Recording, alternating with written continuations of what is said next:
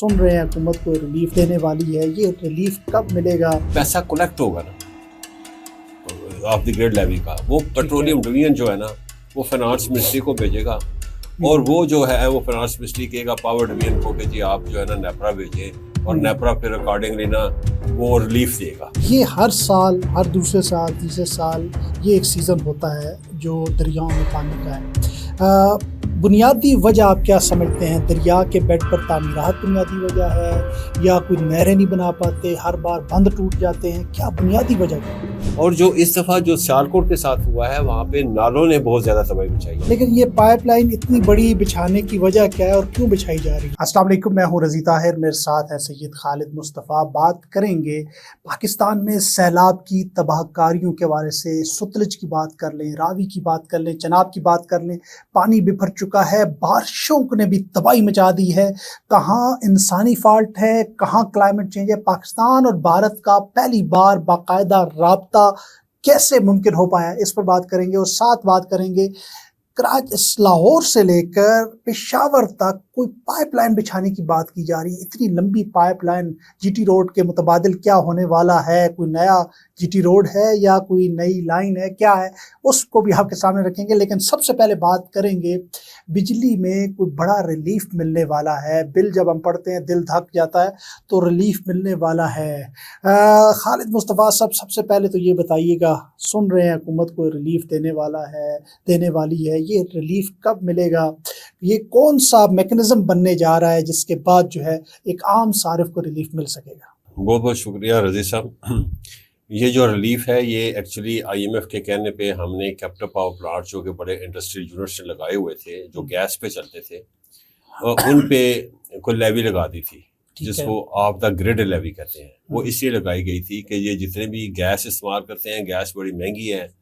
हालांकि उनकी गैस का टैरिफ भी बहुत महंगा कर दिया था, 3500 रुपये पर MMBTU कर दिया था, लेकिन IMF राजी नहीं हुआ। उन्होंने कहा नहीं, इनको ग्रिड की इलेक्ट्रिसिटी इस्तेमाल करवाएं। ठीक है ना।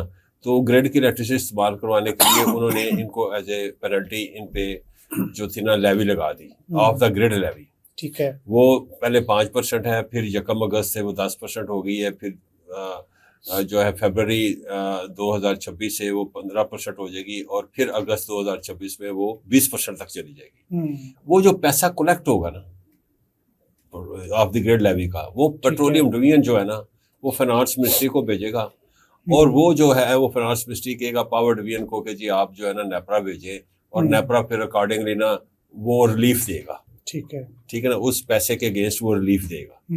तो इस तरीके से हमारी जो है ना ये एक मैकेनिज्म था जो कि कल ECC की मीटिंग हुई है। बड़ा इम्पॉर्टेंट ये चीज़ है, वो ये है कि पेट्रोलियम लेवी जो ना मिसाल के तौर पे फरवरी में ये महीना जा रहा है, मिसाल के तौर पे अगस्त का, इस महीने के एंड पे उन्होंने जितना भी पैसा इकट्ठा हुआ है ऑफ द ग्रिड लेवी की मद में वो इकट्ठा करके 2 दिन के अंदर अंदर वो उन्होंने फाइनेंस डिवीजन भेज देना है। फाइनेंस डिवीजन वालों ने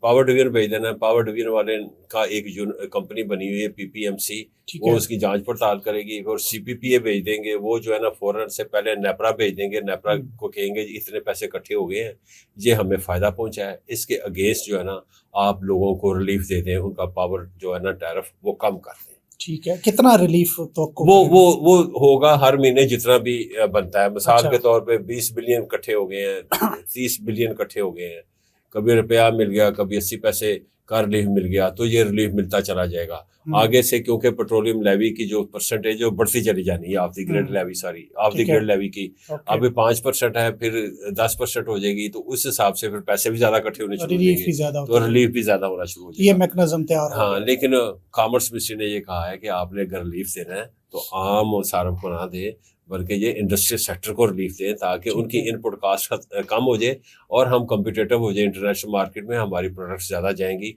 तो ये जो उनकी ये जो अगर ये तावीर तय थी, अभी नहीं हुआ, नहीं ये तावीर नहीं मानी गई ना, अच्छा नहीं और मानी। अप्रूव कर दिया गया, और ये जो रिलीफ है ना ये आइंदा आने वाले महीनों में हमें मिलता जाएगा। ये खुशखबरी ठीक है। है आवाम के लिए।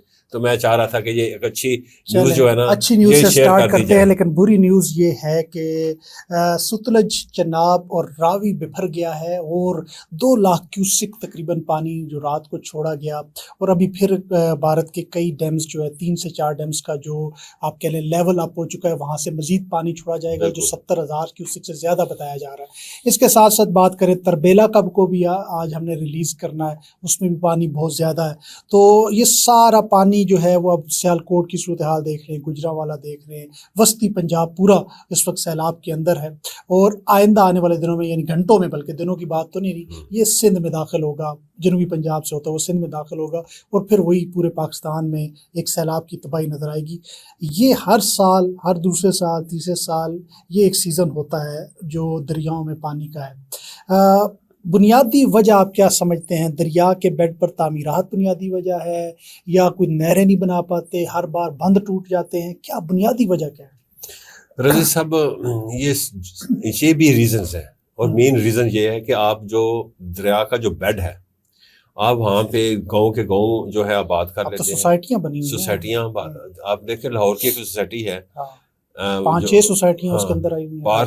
पार्क व्यू वाले भी, वहाँ पे भी पानी जो है ना, बस रावी जो है ना वहाँ पे भी जो है ना बिफर गया हुआ है। और मैं समझता हूँ कि ये भी जिन लोगों ने ये अप्रूव किया था उनको पूछना चाहिए। पिछले दिनों हमारी एक यहाँ पे एक नाम की है एक सोसाइटी, ब्लू वर्ड्स की, वो भी, उसमें भी पानी बहुत ज़्यादा आ गया था। तो कहने का मतलब ये है कि ये कौन लोग हैं जो अप्रूव करते हैं? जाहिर है हुकाम है, डिप्टी कमिश्नर होता है, वो अप्रूव कर रहा होता है, जगह दे रहा था, उन्हें पता होता है कि ये बेड रहा है किसी ज़माने में, यहाँ से नाला बहता रहा है, दरिया बहता रहा है, तो हम यहाँ पे ना दें ज़मीन। तो बहरहाल ये हो रहा है पाकिस्तान में। ये तो जो मैन इंटरवेंशंस है, यानी आदमियों का, लोगों का लालच कह लें, यही हमें KPK भी मिला। हमारे जो नादर एरियाज में जो नालों के ऊपर हमने, जो स्ट्रीम्स के ऊपर हमने जो है ना होटल्स बनाए हुए हैं, पूरे का पूरा शहर आबाद किया हुआ है, तो स्क्वीज हो जाती है जगह, तो वो रास्ता तो अपना बना लेते हैं। लिहाजा जब वो बर्बाद होते हैं ना, तो मुझे होता है कि यार इंसानी जाने गई हैं, लेकिन ये गम नहीं होता कि उनकी बिलोंगिंग्स तबाह हो गई है। वो उनका लालच था, वो तबाह होना ही होना था। आपने नेचर के साथ you play havoc with the nature, and जो नेचर है वो फिर आपके साथ प्ले करती है हैवक, और वो आपको उतने ही नुकसान पहुंचाती है। तो आप उसके रास्ते में मत आए। जो दरिया हैं, जो स्ट्रीम्स हैं, जो नदियां हैं, उनके ऊपर आ जाते हैं हम अब क्लाइमेट चेंज की तरफ। देखिए, क्लाइमेट चेंज से पहले भी बारिशें होती रही हैं। 88 में भी बहुत बड़ा सन पहले आया था, 73 का कहते हैं सैलाब जो था बहुत खौफनाक था। उसके बाद 88 का सैलाब जो था ना बहुत खौफनाक है। कहते हैं कि ये उससे भी बड़ा सैलाब आया है, जो अभी जो सतलुज का, तवी का, चनाब का जो मिल के, और जो नाले हैं मुख्तलिफ किस्म के, खासकर सियालकोट जो है वो पूरे का पूरा डूब चुका हुआ है। कैंट एरिया डूब गया है। कैंट एरिया का जो बाजार होता है, जिसको हम सदर बाजार कहते हैं, तमाम वो भी डूब गया है। अब आ जाए आप, अच्छा, सियालकोट में तो एक तो चले ये नदी नाले हैं ना, दूसरा बारिश मुसलसल हो रही है, वो 45 साल की बाद इतनी ज्यादा बिल्कुल 4 घंटे में 405 मिलीमीटर जो है बारिश हुई है। तो मैं समझता हूँ कि एक तो वो लो लाइंग एरिया, साथ ही जम्मू कश्मीर है। सीधी सी बात है, आप जो लाहौर का जो किला है उसके ऊपर चले जाए, मतला साफ होगा ना, तो आपको सारा वो नजर आएगा ये कि जम्मू कश्मीर है। ये आप नेकड आई से नहीं, दूरबीन से नहीं, नेकड आई से आपको नजर आता है, तो बहुत ही नजदीक है। अब वहां से चनाब आ रहा है वहां से तवी आ रहा है, आगे मैदानी इलाका है, आप डैम नहीं बना सकते। हाँ, आप डैम नहीं बना सकते। पूरा बिजवाल जो है डूब गया, कई गांव जो है डूब गए हैं। और जो इस दफा जो सियालकोट के साथ हुआ है, वहां पे नालों ने बहुत ज्यादा तबाही मचाई है। एक नाला डैक और एक नाला भीड़ है, वो शहर के वस्त में से गुजरता है, उसने भी बहुत तबाही मचाई है। तकरीबन हर घर में पानी है। और जो अस्करी जो कॉलोनियां बनी हुई हैं, वो कैंट साइड पे बनी हुई है, वहां पे भी पानी बहुत ज्यादा आ चुका हुआ है। कहने का मतलब है, तमाम जो लाइफ है वो स्टैंड स्टिल है। और यहाँ तक है कि वहाँ पे 70 से 80% लोड शेडिंग है इस वक्त। बिल्कुल बिजली नहीं है, क्योंकि जो ग्रिड है, जो ग्रिड स्टेशन है सारे के सारा, वहाँ पे भी पानी जा चुका है। लाहौर में जो डिजास्टर मैनेजमेंट के जो वहाँ पे हेड है, नाम मेरे ज़हन से निकल गया, वो कह रहे थे अचानक आ गया रावी में पानी। नहीं नहीं, देखें जी, मैं आप बताऊं कि इस दफ़ा गवर्नमेंट ऑफ इंडिया ने हमारे फॉरेन ऑफिस को ये इतला दी थी। अच्छा। सतलुज में जब आया उन्होंने इतला पहले कर दी थी, एक सुबह 6 बजे की, फिर नहीं सुबह 10 बजे और रात को शाम को 6 बजे की।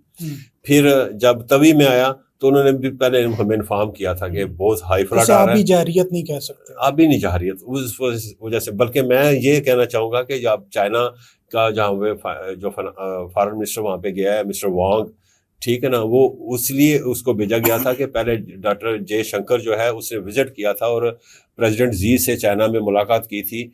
क्यों की थी? वो इसलिए की थी कि पीछे ट्रंप पड़ा हुआ है और उसने टैरिफ भी लगाया और उसको अगेंस्ट द वॉल पुश कर रहा था, तो वो उसने अब चाइना के पीछे एससीओ के मेंबर्स के पीछे छुपना चाहता है, ब्रिक्स कंट्रीज के पीछे छुपना चाहता है, रशिया के साथ दोबारा उसने अपने रवाबत बढ़ाने शुरू कर दिए हैं।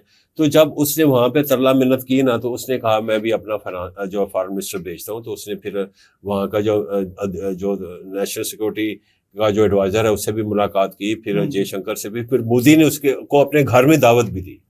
तो वहां से होते हुए वो जो मिस्टर वांग है वो फिर आए हैं अफगानिस्तान में मुलाकात हुई। हमारे जो डिप्टी प्राइम मिनिस्टर साहब सारदार साहब गए, फिर जहाँ पे उन्होंने आके स्ट्रेटेजिक डायलॉग किया। तो उसके नतीजे में ये फोन हुआ है कि जी हम यानी गवर्नमेंट टू गवर्नमेंट उन्होंने पहला राब्ता किया है जब से Indus water treaty held in abeyance है, लेकिन वो अभी भी हेड एंड अबेंस है, क्योंकि जो वाटर कमिश्नर लेवल पे जो राब्ता है वो नहीं हो रहा।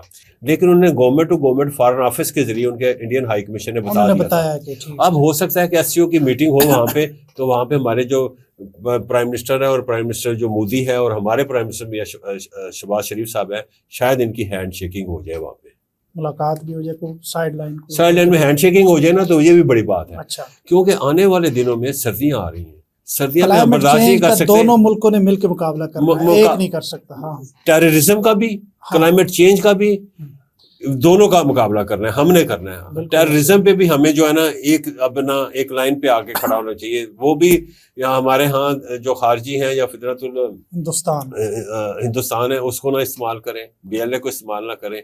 ये हमें भी वहाँ पे इंटरवेंशन नहीं करनी चाहिए, सच्ची बात है।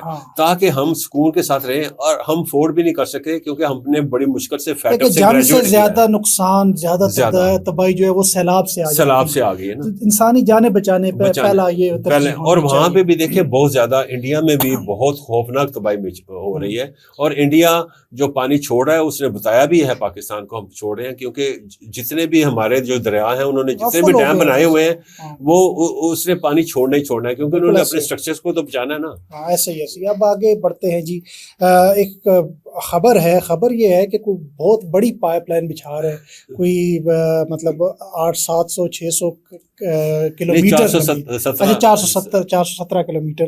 लेकिन क्योंकि जीटी रोड घूमता फिरता जाता है तो उधर लंबा है। लेकिन ये पाइपलाइन इतनी बड़ी बिछाने की वजह क्या है और क्यों बिछाई जा रही है?